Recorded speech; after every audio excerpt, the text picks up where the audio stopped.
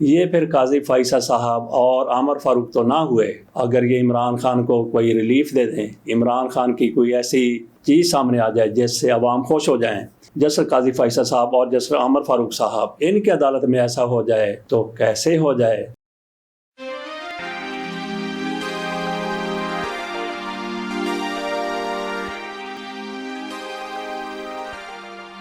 بسم اللہ الرحمن الرحیم۔ اٹارنی جنرل صاحب کی طرف سے کہا گیا ہے کہ میڈیا پر اس طرح کی خبریں چل رہی ہیں جس سے یہ تاثر ابھرتا ہے کہ عدلیہ اور ایگزیکٹو کے درمیان کوئی غلط فہمی ہے۔ ایسا بالکل نہیں ہے۔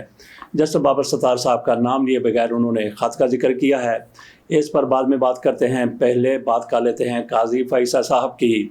یہ پھر قاضی فیصل صاحب اور عامر فاروق تو نہ ہوئے، اگر یہ عمران خان کو کوئی ریلیف دے دیں، عمران خان کی کوئی ایسی چیز سامنے آ جائے جس سے عوام خوش ہو جائیں، جیسے قاضی فیصل صاحب اور جیسے عامر فاروق صاحب، ان کی عدالت میں ایسا ہو جائے تو کیسے ہو جائے۔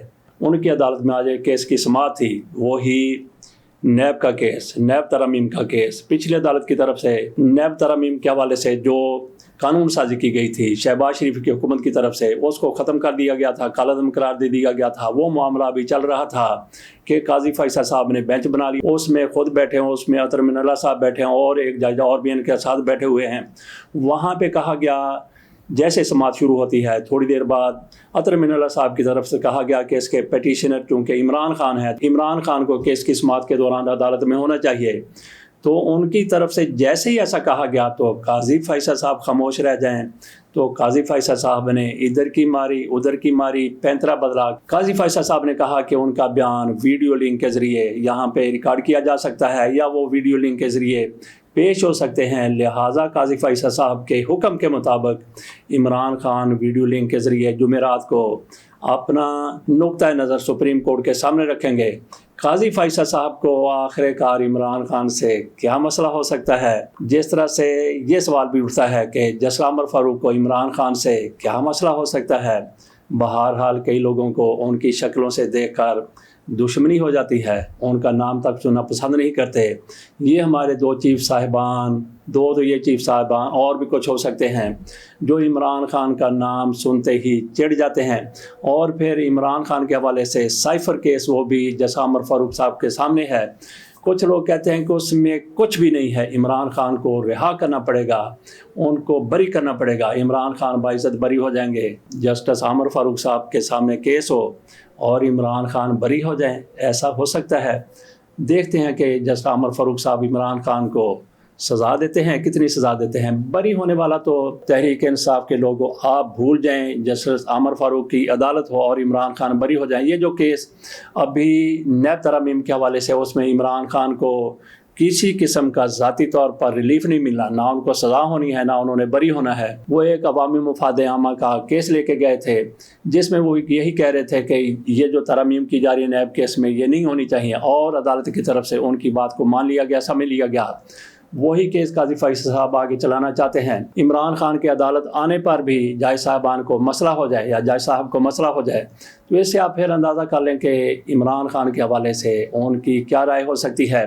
وہاں پہ عمران خان اگر عدالت میں چلے جاتے تو لوگ یہ کہتے ہیں، تحریک انصاف والے کہتے ہیں اور ان کے حامی کہتے ہیں کہ وہاں پہ جم غفیر عمران خان کی صرف ایک جھلک دیکھنے کے لیے جمع ہو جاتا، اور قاضی فیصل صاحب کو اور شاید کچھ اور لوگ بھی ہیں جن کو یہ پسند نہیں تھا کہ عمران خان کی پاپولیرٹی اس طرح سے امڑتی ہوئی نظر آئے۔ اب آ جاتے ہیں اٹارنی جنرل صاحب کی طرف۔ اٹارنی جنرل صاحب کی طرف سے کہا گیا ہے کہ یہ تاثر بالکل غلط ہے کہ عدلیہ کے مابین اور ایگزیکٹو کے مابین کوئی مس انڈرسٹینڈنگ ہے یا کوئی غلط فہمی ہے۔ کیا کہا انہوں نے، ذرا ملاحظہ کیجیے، اور جسٹس بابر ستار کے خط کے حوالے سے بھی جو کچھ انہوں نے اپنے بیان میں یا اپنی گفتگو میں کہا وہ بھی ذرا ملاحظہ کیجیے۔ اسلام آباد ہائی کورٹ کے ایک جج نے چیف جیسے اسلام آباد ہائی کورٹ کے ساتھ کمیونیکیشن کی، ایک خط لکھا، اس خط کی روشنی میں یا اس خط کے مندرجات کچھ رپورٹ اس طرح سے ہوئے جس سے یہ تاثر جا رہا ہے کہ جیسے کوئی مداخلت ہو رہی ہے اسلام آباد ہائی کورٹ میں۔ ان کا کہنا تھا کہ اور ان جج صاحب کو ایک مخصوص کیس کے حوالے سے کوئی پیغام اس طرح کا گیا یا انہوں نے سمجھا یا کسی ایسے شخص کی طرف سے گیا جو نہیں جانا چاہیے، تو میں نے سوچا کہ میں اس چیز کی وضاحت ضرور کر دوں۔ منصور عوان نے کہا کہ آج کل تاثر دیا جا رہا ہے کہ عدلیہ یا ایگزیکٹو کے درمیان تعلقات خراب ہیں۔ خط لکھنے کا مقصد مداخلت نہیں۔ اسلام آباد ہائی کورٹ کے ایک جج کے خط کا متن سوشل میڈیا پر آیا۔ اسلام آباد ہائی کورٹ میں مداخلت کا تاثر دیا جا رہا ہے۔ اٹارنی جنرل صاحب کی طرف سے جن جج کا نام نہیں لیا گیا جس خط کا انہوں نے ذکر کیا، وہ خط بابر ستار صاحب کی طرف سے جسٹس عمر فاروق کو لکھا گیا تھا۔ کیونکہ اس میں کوئی عمران خان کے حوالے سے کوئی تذکرہ نہیں تھا، اس لیے جسٹس عمر فاروق نے اس پر کوئی ایسی بات نہیں کی۔ اگر اس میں عمران خان کو ریلیف دینے کے حوالے سے تھوڑا سا بھی شائبہ ہوتا تو جیسا عمر فاروق صاحب اس پر کیا کرتے، اس میں جانے کی ضرورت نہیں ہے۔ آئیے ذرا ملاحظہ کیجئے کہ بابر ستار کی طرف سے وہ خط، اس میں کیا لکھا تھا، کیا کہا گیا تھا، کس کو مخاطب کیا گیا تھا، اپنا کیا مسئلہ بتایا گیا تھا۔ ایک رپورٹ کی صورت میں ہم آپ کے سامنے رکھتے ہیں، ملاحظہ کیجئے۔ اسلام آباد ہائی کورٹ کے جسٹس بابر ستار نے اپنے خلاف منفی سوشل میڈیا مہم کے حوالے سے چیف جسٹس اسلام آباد ہائی کورٹ کو خط میں انکشاف کیا ہے کہ آڈیو لیکس کیس کی سماعت کے دوران سیکیورٹی اسٹیبلشمنٹ کے اعلیٰ حکام کی جانب سے پیچھے ہٹ جانے کے پیغامات موصول ہوئے۔ جسٹس بابر ستار کی جانب سے کھلے خط میں لکھا گیا ہے کہ آڈیو لیک کیس میں عدالت کے سامنے سوال تھا کہ کیا شہریوں کی نگرانی کی اجازت دینے والا کوئی قانونی نظام موجود ہے۔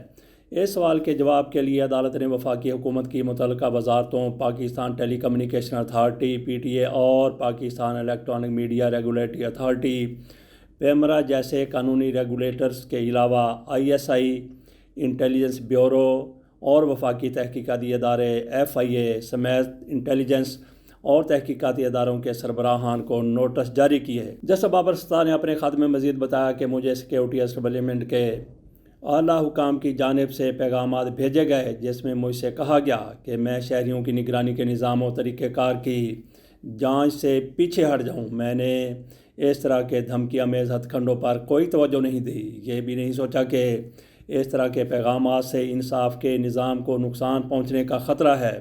بابر ستار نے کہا کہ بدنیتی پر مبنی سوشل میڈیا مہم عدالتی کارروائی کو متاثر کرنے کا ایک خوفناک حربہ دکھائی دیتی ہے۔ واضح ہے کہ 6 مئی کو جسٹس بابر ستار نے ہائی کورٹ کے چیف جسٹس کو لکھے گئے خط میں انہیں نشانہ بنانے والی سوشل میڈیا مہم کے بارے میں بتایا تھا۔ 28 اپریل کو جسٹس بابر ستار کے خلاف سوشل میڈیا مہم پر اسلام آباد ہائی کورٹ نے اعلامیہ جاری کیا تھا۔ اعلامیے میں اسلام آباد ہائی کورٹ نے جسٹس بابر ستار کے گرین کارڈ، بچوں کی امریکی شہریت، امریکی جائیدادوں اور فیملی بزنس پر وضاحت دی تھی۔ اعلامیہ کے مطابق جسٹس بابر ستار نے آکسفورڈ لا کالج اور ہارورڈ لا کالج سے تعلیم حاصل کی۔ انہوں نے امریکہ میں پریکٹس کی اور 2005 میں جسٹس بابر ستار امریکی نوکری چھوڑ کر پاکستان آ گئے۔ تب سے پاکستان میں کام کر رہے ہیں۔ بابر ستار کی والدہ 1992 سے سکول چلا رہی ہیں۔ اعلامیے میں کہا گیا تھا کہ بابر ستار کے پاس اس وقت پاکستان کے علاوہ کسی اور ملک کی شہریت نہیں۔ جسٹس بابر ستار کے گرین کارڈ کا اس وقت کے چیف جسٹس کو علم تھا۔ جسٹس بابر ستار کے جج بننے کے بعد ان کے بچوں نے پاکستانی سکونت اختیار کی۔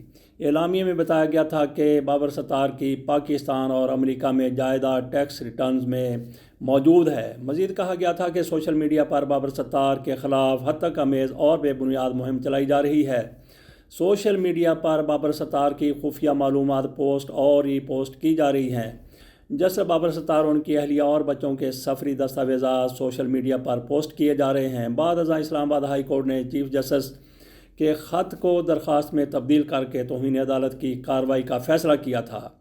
یاد رہے کہ جسٹس بابر ستار اسلام آباد ہائی کورٹ کے ان 6 ججوں میں سے ایک ہیں جنہوں نے ملک کے انٹیلیجنس ادارے کی طرف سے عدالتی امور میں مداخلت کی شکایت کی تھی۔